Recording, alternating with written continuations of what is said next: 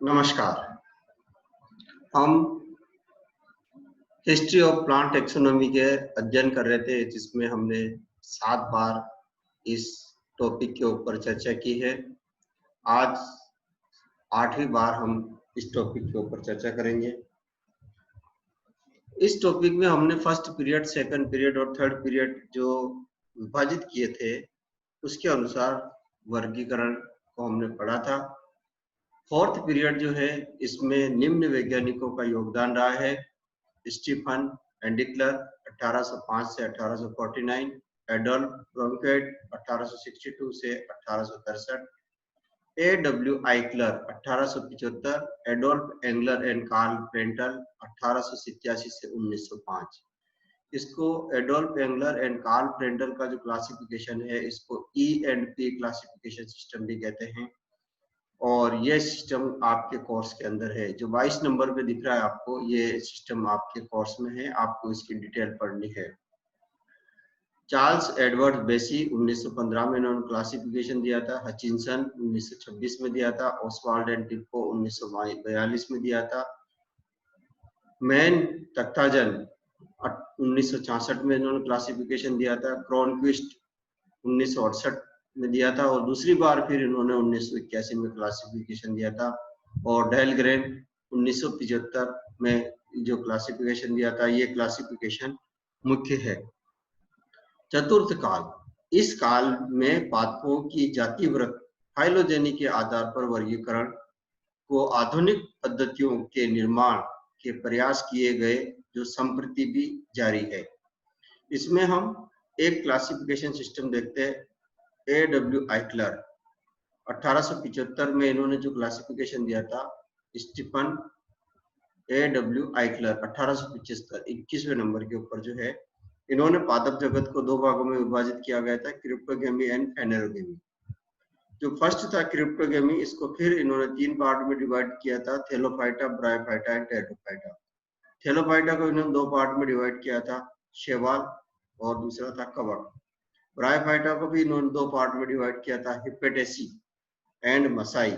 Pteridophyta को इन्होंने 3 part में डिवाइड किया था। ये क्लासिफिकेशन सिस्टम हम अभी भी पढ़ते जाते हैं। टेरिडोफाइटा में जो क्लासिफिकेशन सिस्टम था, इक्विसिटेनी, लाइकोपोडेनी एंड फिलिसेनी, ये आपके कोर्स फर्स्ट ईयर में पूरा हो चुका है। सेकंड ईयर में जो क्रिप्टोगेमी एंड फेनेरोगेमी 2 पार्ट पादप जगत को जो विभाजित किया गया था, इसको फेनेरोगेमी को वापस 2 पार्ट में डिवाइड किया है, जिम्नोस्पर्म एंड एंजियोस्पर्म। जिम्नोस्पर्म आपके सेकंड ईयर कोर्स में है और एंजियोस्पर्म भी कोर्स में है। एंजियोस्पर्म को फिर 2 पार्ट में डिवाइड किया है, मोनोकोटिलीडोन एंड डाइकोटिलीडोन। दूसरा जो क्लासिफिकेशन सिस्टम है, Adolf Engler and Karl Prantl, जिसका हम संक्षिप्त वर्णन करेंगे क्योंकि आपके कोर्स में है। इसके ऊपर डिटेल क्वेश्चन भी आते हैं, इसलिए हम इसको संक्षिप्त में वर्णन करेंगे। तो इसकी संक्षिप्त रूपरेखा निम्न प्रकार से है। बीजी पादप, सबसे पहले ऊपर इन्होंने क्या लिया था, बीजी पादप या सीड प्लांट्स। सीड प्लांट्स को इन्होंने 2 पार्ट में डिवाइड किया, एम्ब्रोफाइटा एंड एम्ब्रोफाइटा, साइक्नोफाइटा और स्पर्मेटोफाइटा। ये जो ग्रुप था पादपों का एम्ब्रोफाइटा, इसको 2 भाग में विभाजित किया था। फर्स्ट उप प्रभाग था जिम्नोस्पर्म और दूसरा उप प्रभाग था एंजियोस्पर्म। जिम्नोस्पर्म जो उप प्रभाग था, इसके 7 क्लास में इन्होंने विभाजित किया है। क्लास फर्स्ट है इसकी साइकेडेलिस, क्लास सेकंड है साइकेडेलिस साइकेडोफिलिकेलिस और क्लास सेकंड है इसकी साइकेडेलिस। क्लास थर्ड है इसकी बेनिटाइटेलिस। क्लास फोर्थ है इसकी गिंको एलिस। क्लास फिफ्थ है इसकी कोनिफेरेलिस। क्लास 6 है इसकी कार्डा इटेलिस एंड क्लास 7th है इसकी निटेलिस। दूसरा जो उपप्रभाग था एंजियोस्पर्म, इनको इन्होंने 2 पार्ट में डिवाइड किया है, मोनोकोटिलीडोन एंड डाइकोटिलीडोन। क्लास फर्स्ट जो था मोनोकोटिलीडॉन्स, इसमें 11 ऑर्डर और 45 कुल सम्मिलित किया गया है। इसमें फर्स्ट जो गण था वो था पेंडेनेलिस और 11वां जो गण था इसका माइक्रोस्पर्मी। सेकंड जो क्लास थी इसकी एंजियोस्पर्मी की, वो डाइकोटिलीडोन था। डाइकोटिलीडोन को 40 गण तथा 241 कुलों में विभाजित किया गया है। इसको उपकुल, उप क्लास ए और उपक्लास बी में विभाजित किया गया है। उपक्लास ए है आर्किक्लेमाइड और उपक्लास बी है मेटाक्लेमाइडी या सिम्पेटेली।